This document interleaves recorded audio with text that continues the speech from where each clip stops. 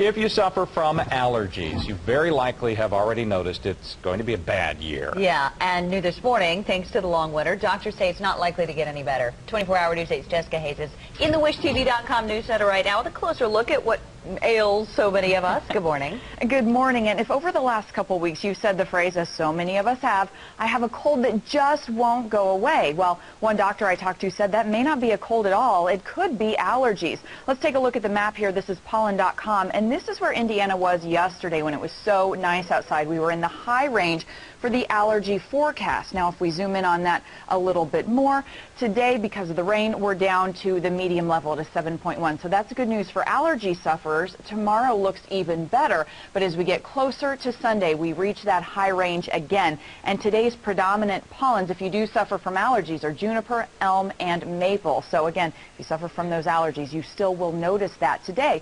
So we asked the doctor, what do you do? And here's what he said. Just runny nose, sneezing, kind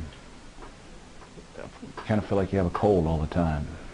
Like so many, Greg Binford deals with allergies almost every day. He's been taking medication, but some days it works and some days it doesn't. Some days are just miserable.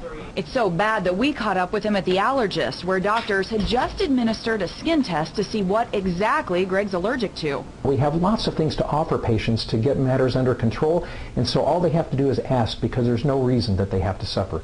Dr. Scott Phillips said the test is simple, a skin prick with different allergens to see what reacts and what doesn't. If there is a reaction, allergy shots or drops should make the symptoms manageable. But why are they so much worse this year? We've had such a wet winter. That really speaks well to the health of our trees, but at the same time, that also means we're going to have more pollens. And so for those allergy sufferers that are allergic to pollens, it's going to be a bad spring. He said you can't see leaves on the trees yet, but pollen is already there, and it travels up to 4 miles when it's carried by the wind.